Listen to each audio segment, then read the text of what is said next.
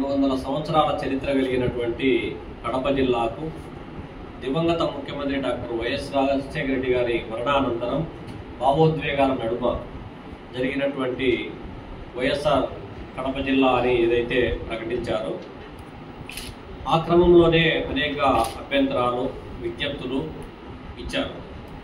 కాలక్రమేణా వైఎస్ఆర్ కడప జిల్లా కంటిన్యూ అవుతుందనేటువంటి ఆలోచన చేసిన క్రమంలో కొత్త జిల్లాల ఏర్పాటులో భాగంగా కడప జిల్లా నుంచి కొత్తగా ఏర్పడినటువంటి అన్నమయ్య జిల్లాకు అన్నమయ్య అని పేరు పెట్టారు. దాంట్లో ఎవరికి అభ్యంతరం ఏం లేదు.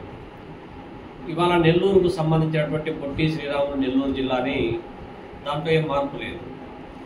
అంటే ఉన్న జిల్లాకు పేరు మార్పు అనేటువంటిది వైఎస్ఆర్ జిల్లా అనేటువంటిది కడప 200 సంవత్సరాల హిస్టారికల్ బ్యాక్గ్రౌండ్ను కోల్పోవడానికి కడప జిల్లా ప్రజలకు కడప అంటేనే కల్చరు, కడప అంటేనే డెవలప్మెంట్, కడప అంటేనే ఒక బ్యాక్గ్రౌండ్ కలిగినటువంటి చారిత్రక నేపథ్యం కలిగినటువంటి పేరు. కాబట్టి ఎవరు కూడా చరిత్రను కోల్పోవడానికి ఈ జిల్లా ప్రజలకు ఎవరు కూడా ఇష్టం లేదు.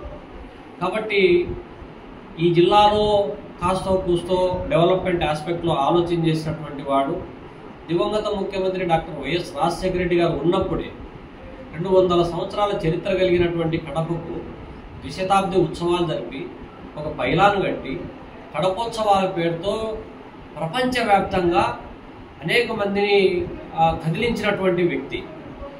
మన కడప జిల్లా చరిత్రను బాహ్య ప్రపంచానికి తెలియజేసినటువంటి వ్యక్తి.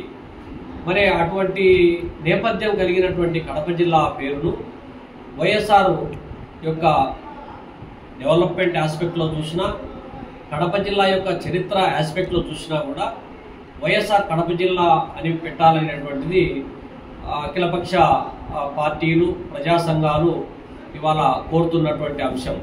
ఒకరిద్దరి అభిప్రాయాలు ఉన్నాయి, ఇది కేవలం కడప జిల్లా పేరుతోనే కొనసాగించాలని.